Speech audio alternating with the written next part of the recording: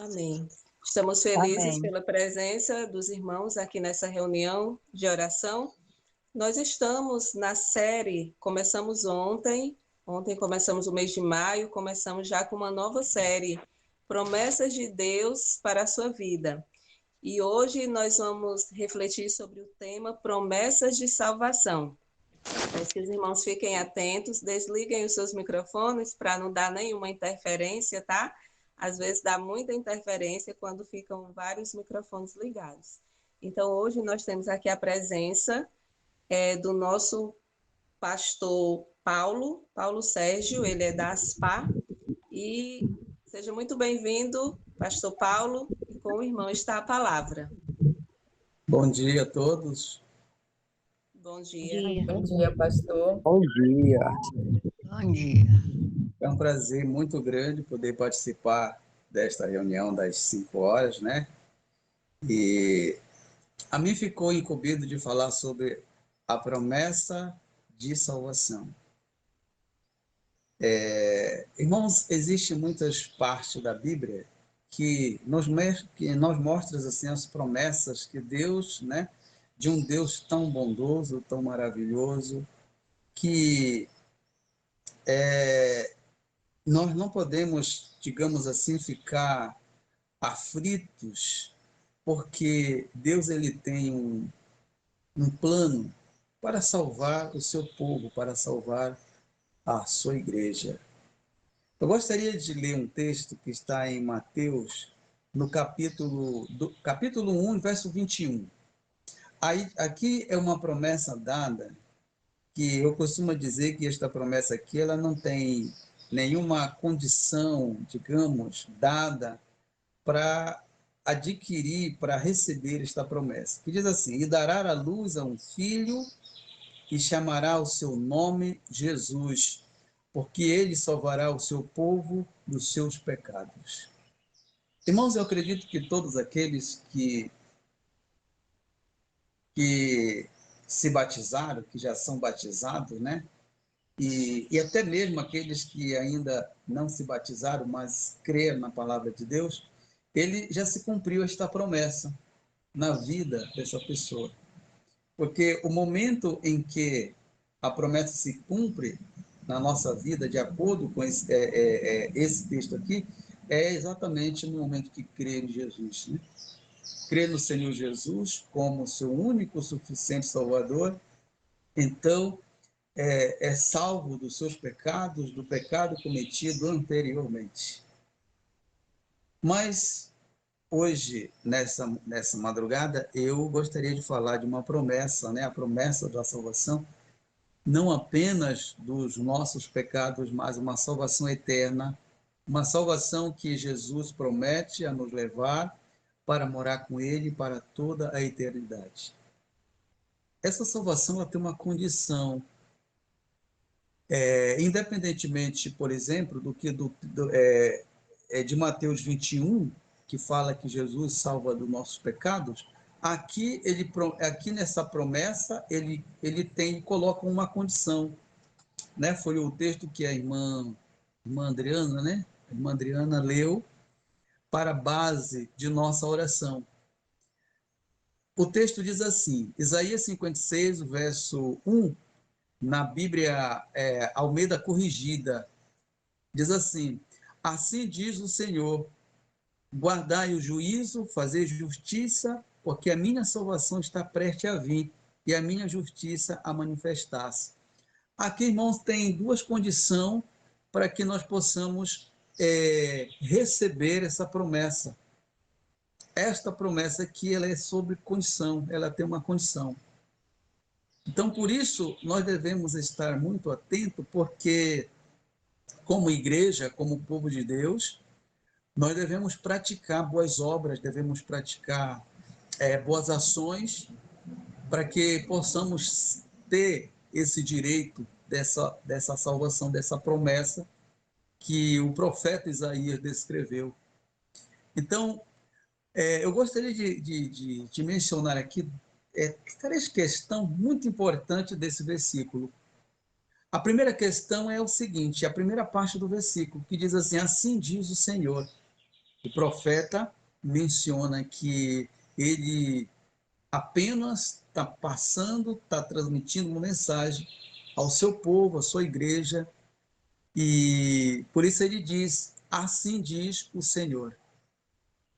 Irmãos, nessa primeira questão, nesse primeiro parágrafo do texto, me faz recordar no livro de Isaías, capítulo 58, a partir do versículo 1, que diz o seguinte. Eu gostaria de ler o texto para que nós possamos compreender essa passagem, né, das Escrituras, porque a promessa é feita ao povo de Deus, a promessa é feita, apesar dela ser uma promessa geral, mas Deus se refere primeiro à sua igreja, primeiro ao seu povo. E o capítulo 58 de Isaías diz assim, ó: clama em plenos pulmões, não te detenha. Ergue a tua voz com uma trombeta, anuncia o meu povo a sua transgressão, a casa de Jacó os seus pecados.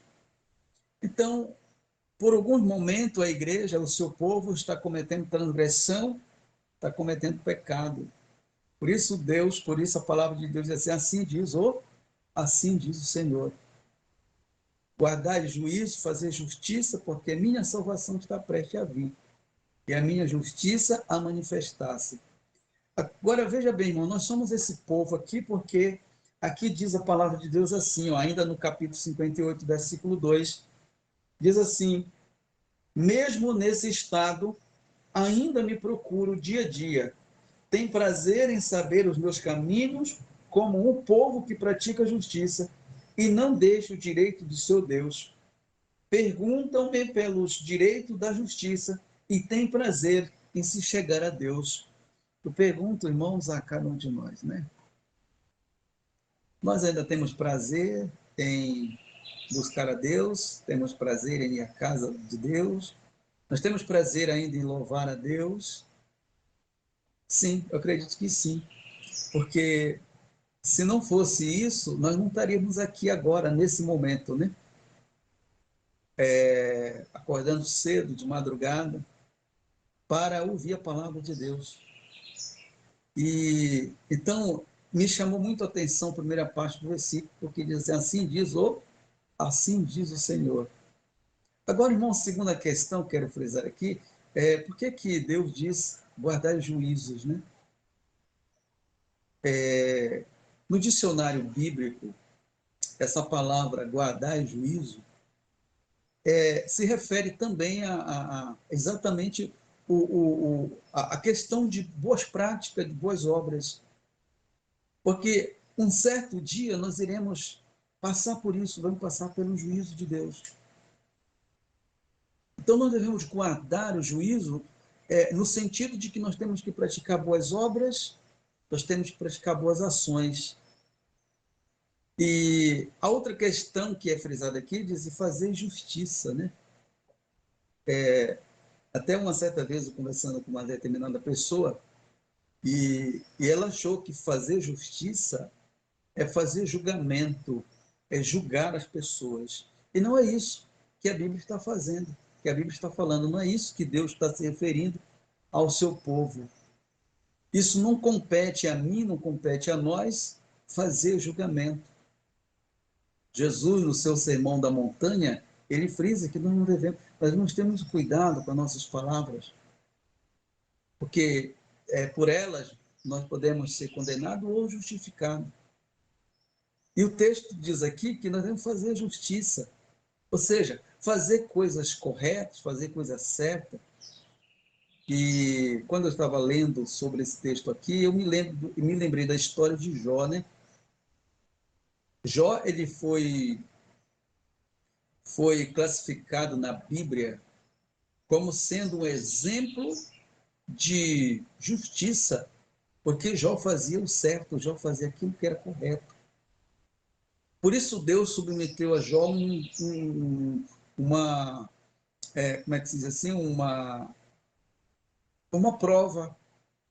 Assim como todos nós vamos ser provados, vamos ser testados para ver se a gente vai praticar boas ações, boas atos de bondade, né? Mesmo recebendo aquilo que não nos agrada. E então, irmãos, esse texto aqui ele é muito profundo, né? Quando a gente medita, quando a gente lê com atenção. O que significa? Por que Deus disse? Por que o profeta se refere assim, diz o Senhor? Lá no livro de Hebreus, capítulo 4, o versículo 13, lá diz que todas as coisas estão descobertas, estão nuas aos olhos de Deus. Todas as coisas, todas elas, estão patentes aos olhos de Deus. Então, nós temos que ter muito cuidado, porque Deus tem uma promessa de salvação, e essa promessa é sob condição, é condicional. E agora, completando o versículo, nos mostra aqui que a preocupação de Deus é que nós guardamos o juízo, fazer justiça, fazer boas obras, porque a salvação está prestes a vir. Agora, Deus vai também, digamos assim, a justiça de Deus vai também vir, porque vai se manifestar. Comparando a justiça de Deus com a nossa, vai se ver quem fez boas obras por meio da graça de Cristo, ou quem fez boas obras pelos seus próprios méritos. Eu gostaria de ler ainda o que está no livro do Apocalipse, capítulo 14, versículo 7. Falando de juízo, ó a mensagem para o nosso tempo. Apesar dessa mensagem ser uma mensagem geral, uma mensagem que se estende a todo mundo, mas vamos hoje acatar para especialmente na nossa vida. Diz assim, ó, temei a Deus e dai-lhe glória, porque vinda é a hora do seu juízo, do meu juízo. E adorai aquele que fez o céu, a terra, o mar e as fontes das águas. Aqui também mostra uma condição. Essa condição de adorar a Deus, somente a um Deus que fez o céu, que fez a terra. Então, a promessa de Deus, ela é condicional. E nós precisamos, irmãos, estar muito atento para as condições, porque as promessas de Deus, elas vão se cumprir. Elas vão se cumprir. Eu gostaria de ler ainda o que está ainda no livro de Eclesiastes, no capítulo 12, versículo 14. Falando de juízo, só para completar o raciocínio, diz o seguinte: porque Deus há de trazer a juízo a toda obra, até toda a que está escondido, quer seja boa, quer seja mal. Então, você pode perceber aqui que Deus há de prestar conta, Deus há de trazer a juízo toda obra. Então, nós iríamos passar por esse processo.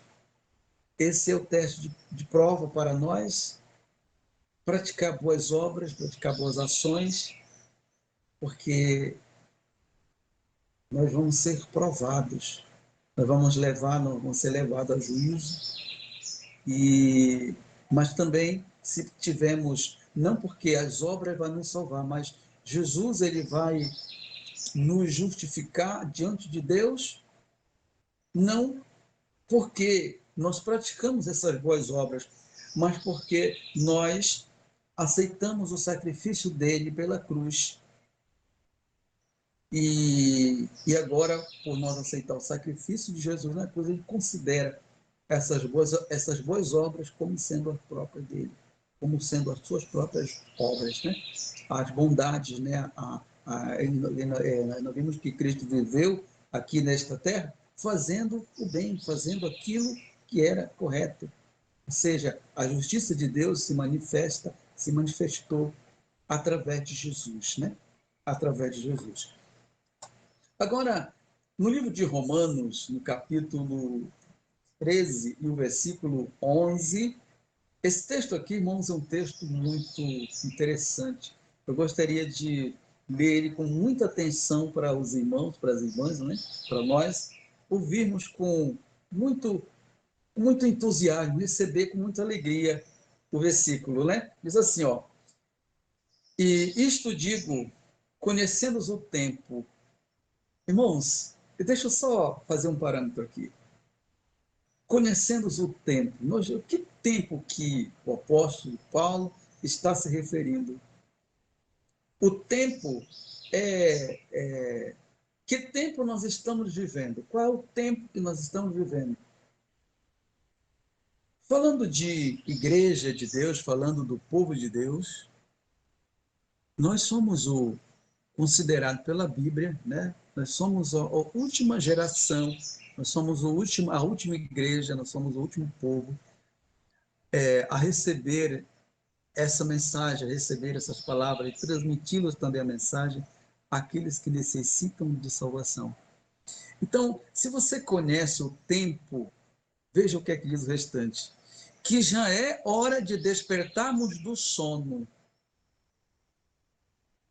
Lembra que Jesus contou uma parábola, e esta parábola se refere ao povo de Deus, se refere à igreja nos últimos dias. A parábola das 10 virgens. Quantas virgens adormeceram quando o povo tardou? Todas. Todas as 10 virgens dormiram. A diferença no despertar não foi porque elas realmente estavam acordadas. Não. A diferença é porque elas tinham uma botija do lado e essa botija estava com azeite de reserva. E quando elas acenderam as suas lâmpadas, que ela começou a apagar, elas colocaram o azeite de reserva, que é o que se refere ali uma experiência com Deus, né? Então, as 10 virgens são 2 grupos de pessoas que não têm hipocrisia nenhuma, porque todos creem na mensagem, porque todos acreditam na volta de Jesus, todos acreditam na promessa de salvação. Mas todas elas dormiram. E aqui diz aqui que é tempo de despertarmos do sono. É tempo de despertarmos do sono, porque a nossa salvação agora está mais perto do que quando aceitamos a fé. Que maravilha. Maravilhoso, né, irmãos, essa promessa. Então, isto digo, conheceis o tempo, então despertai-vos do sono. Porque a nossa salvação, a promessa de salvação, está agora mais perto de nós do que quando aceitamos a fé. E no livro, ainda em Romanos, continuando os versículos, irmãos, existe algumas coisas, como eu falei aos irmãos, às irmãs, que as promessas de Deus, essa promessa que Deus está fazendo aqui, ela é sobre condição, ela tem uma condição. E aqui, realmente, olha o que é que diz aqui, olha. Andamos honestamente, como de dia. Então, nós devemos andar honestamente como de dia, ou seja, nós somos uma carta lida, somos uma carta onde as pessoas passam e lêem. Agora, que tipo de leitura nós estamos transmitindo para os nossos leitores, né? Então, o texto de Romanos, ainda no capítulo 13, agora o verso 13, diz assim: andamos honestamente como de dia. Como é que devemos andar mesmo? Honestamente, como de dia. Dia simboliza que tudo está claro, tudo tão, apesar de, de Deus ver todas as coisas, mas o mundo também nos vê. O mundo também nos contempla em todas as coisas. Então, quando um crente, quando uma pessoa evangélica faz alguma coisa de errada diante de alguém que não é evangélico, que não é crente, ele tem a expressão que diz o seguinte, assim, olha o crente aí, tá vendo? Se porventura um crente pega um copo de cerveja para beber, diz assim, olha o crente aí, olha o crente bebe, né? Então, o texto diz assim que nós devemos andar honestamente, o texto da referência, irmão, de honestidade, né? de honestidade. Então, vamos tratar dos nossos negócios, né, das nossas transações comerciais com honestidade. E como de dia, como se fosse dia, né? Aí o resto do texto diz assim, olha, e não em glutonaria. Veja que aqui mexe com a gente, né, também, porque apesar de sermos vegetarianos, mas existem muitas pessoas glutonas, né? Glutão quer dizer comer muito, exageradamente, não tem um equilíbrio na sua alimentação. E se alguém perguntar, mas irmão, alimentação tem alguma coisa a ver com a nossa salvação? Claro que tem. Claro que tem.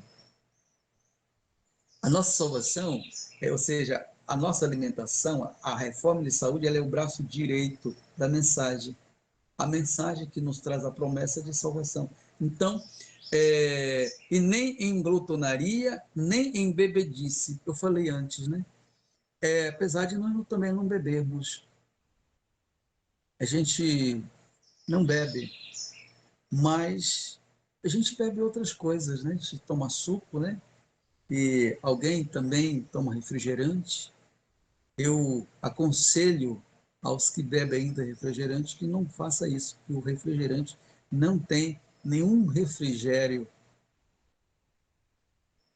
não tem refrigério, não tem nenhuma, digamos, elementos que possam trazer um benefício para nós. Então, a condição para a promessa da salvação também se refere a beber não bebida, mas com referência àquilo que é bom para nós, né? E diz assim, olha, e nem contendas, isso é condições. Então, aquela pessoa que quer se salvar, que tem a promessa da salvação, não deve ser uma pessoa seja aquela pessoa que seja contendeira, né, que gosta de contendas. E o texto desse versículo aqui, ele termina dizendo assim, olha, e também inveja, né? Será que nós temos inveja? Irmãos, se nós somos ainda carnal, se nós ainda não passamos pela transformação, nós temos a tendência para ter invejas, né?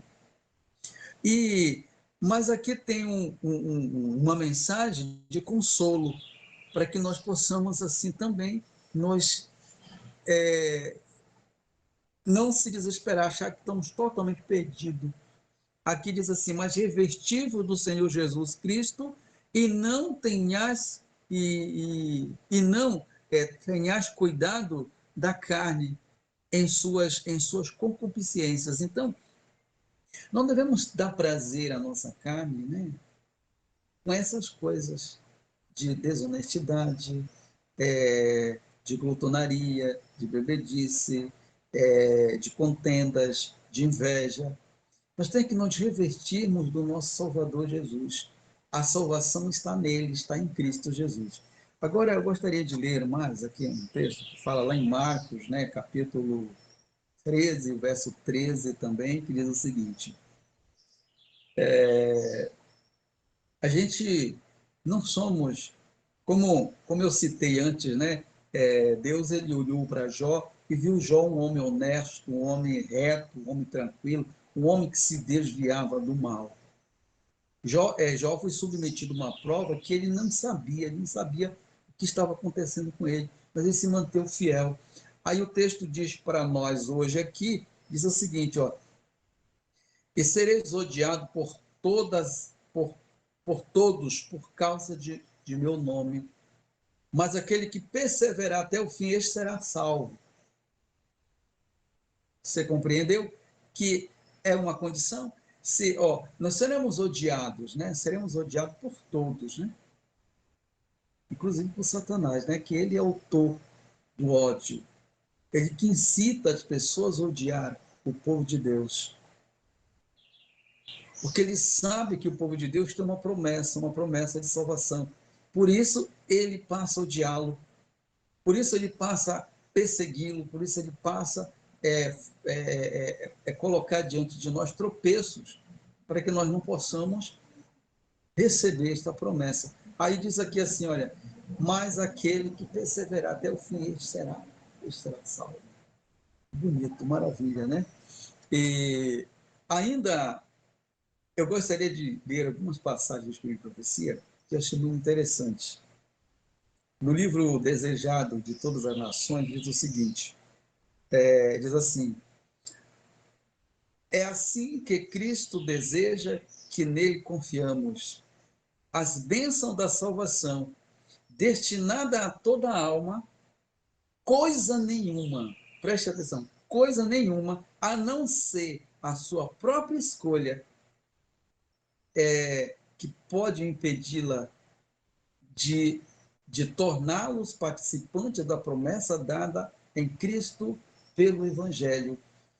Então, nada pode impedi-lo, nada pode detê-los de recebermos a promessa da salvação. Daquela salvação que, quando Cristo vier, pegará o seu povo, tira esse povo, leva o seu povo para morar com ele. Eu só vou repetir o texto, que é muito bonito, muito interessante.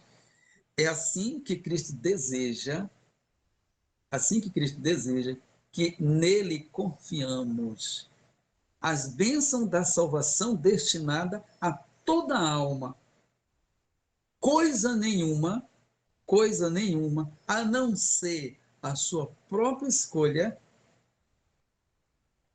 pode impedi-la de qualquer pessoa de tornar-se participante desta promessa dada por Cristo por meio do Evangelho.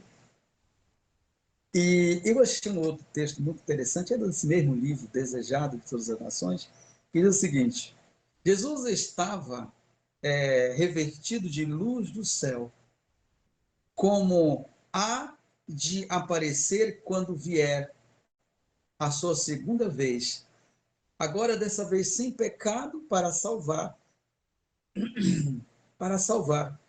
pois virá na glória de seu Pai, como também dos seus santos anjos. Cumpre-se então a promessa de salvação dada aos discípulos. Sobre o monte foi representado em miniatura e futuro reino de glória. Então, Cristo Rei, Moisés, como representante daqueles que morreram em Cristo, ressuscita transformado. Mas Elias, como representante daqueles que estão vivos, serão trasladados sem ver a morte. Está em Desejar de Todas as Nações, esse texto. Então, diz que Jesus virá revestido de luz do céu. Como é que ele vem? Ele vem agora sem pecado, ele vem com a glória do Pai, dos anjos, e agora ele vem com uma promessa. Ou seja, cumprir a promessa. Não vem mais com a promessa, ele vem cumprir a promessa que ele está nos dando hoje. Quem perseverar até o fim, esse vai ser salvo. Ainda aqui, agora, no livro ainda Desejar de Todas as Nações, diz assim, olha, estes discípulos se prepararam para a obra antes do dia de Pentecoste. Eles se reuniram e tiraram dentre eles todas as advergências, aquilo que impedia, que poderia impedir a promessa, né? Ele diz aqui que eles acreditavam na promessa de Cristo, de que as bênçãos seriam dadas, e oravam com fé. Agora, eles não pediu só essas bênçãos para eles, mas eles agora pediu por aqueles que ainda iam aceitar a fé em Cristo Jesus. Que texto maravilhoso, né? Desejado de todas as nações. Eu quero ler um último texto que está também no Grande Conflito. Esse texto também é muito bonito, muito interessante. Que quando, porém, o Salvador rendeu a sua vida lá na cruz do Calvário, em seu último alento, ele clamou: estás consumado. Para muitas pessoas que leem esse texto, a palavra está consumado não passa de um relato de que Jesus deu um grito. Mas olha o sentido da palavra. Estar consumado. Assegurou-se naquele instante o cumprimento de todo o plano da redenção. Retificou-se a promessa de um libertamento feito no Éden, lá com o primeiro casal. O reino da graça, o que antes existia apenas numa promessa, se cumpriu ali na cruz do Calvário. A promessa de Deus de dar o seu filho para salvar a humanidade. Como nós vimos no versículo que nós lemos lá no princípio, e a virgem conceberá e dará à luz a um filho, se cumpriu na cruz do Calvário. Todos aqueles que aceitam hoje Jesus como seu Salvador, realmente têm esse cumprimento dessa profecia aqui. Mas o texto antes que foi lido é que quando ele vier nas nuvens, ele vem sem pecado, mas com todo poder, com toda glória, não mais para fazer uma promessa, mas para levar o seu povo para aonde ele estiver, para onde realmente ele estar ali, nós possamos estar juntos, possamos estar. Mas para isso, queridos irmãos, nós precisamos nos preparar. Para isso, nós precisamos cumprirmos a nossa parte. Porque a única coisa que Deus não vai fazer por nós é aquilo que podemos fazer. Porque o possível, Deus nos concede. Mas o impossível é com Deus. E aquilo que nós não conseguimos fazer, colocamos na mão de Deus. E Deus vai fazer por nós aquilo que nós não podemos fazer. Que Deus abençoe, que Deus nos dê da sua graça e nos conceda todo o poder para, assim, irmãos, nos prepararmos para recebermos a promessa da salvação em Cristo Jesus, quando vier nas nuvens dos céus. Amém. Amém. Amém. Amém.